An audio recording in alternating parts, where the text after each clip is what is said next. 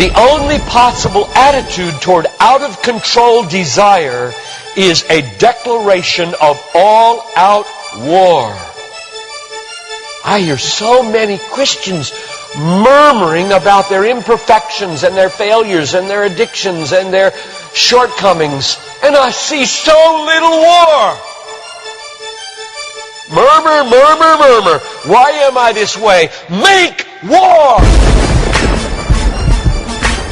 If you wonder how to make war, go to the manual. Don't just bellyache about your failures. Make war! He says, I'm continuing the quote, there is something about war that sharpens the senses. You hear a twig snap or rustling of the leaves and you are in attack mode. Someone coughs and you are ready to pull the trigger. Even after days of little or no sleep, war keeps us vigilant. There is a mean, violent streak to the true Christian life. But now let's very carefully ask, violence against whom? Or what? Not other people. Not other people. Not other people. Not Muslims. Not Hindus. Not Buddhists. Not atheists. Not secularists.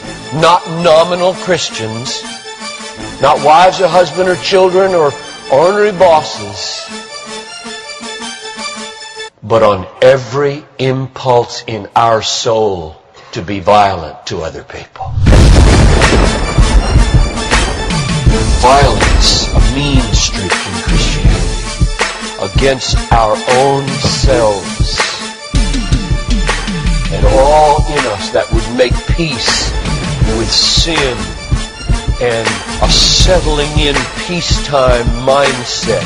We make war on that in us. It's a violence against all lust in ourselves, all enslaving desires for food, caffeine, sugar, chocolate, alcohol, pornography, money, the praise of man, approval of others, power, fame. This is our enemy. This is where we make war. It is a violence against all racism in our souls, all sluggish indifference to injustice in our souls, a violence against all indifference to poverty and indifference to abortion in our souls. Did you know that in the warfare of Romans, Satan doesn't show up until chapter 16. We tend to think of spiritual warfare as this little thing where you find some way to pray or some way to lay hands on or some way to do a Satan thing. Well, that's important. Believe me, that's important. We war not against flesh and blood, but against principalities and powers and world rulers of this present darkness and spiritual hosts of wickedness in the heavenly places. That's important. But you know what? It's not nearly as important as this. Because the only foothold Satan has in your life is your flesh and your sin. Nobody goes to hell because of Satan. The only reason we go to hell is sin. Much more important than fighting Satan is fighting sin. This warfare in verse 13 is vastly more important than figuring Satan out. Get that. My biggest enemy is not Satan.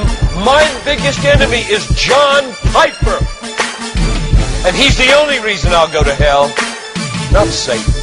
Satan, you don't have nearly that kind of power. And therefore, I really care about us learning how to do this battle.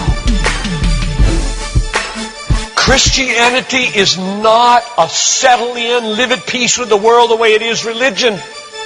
Like most Christians live their daily lives.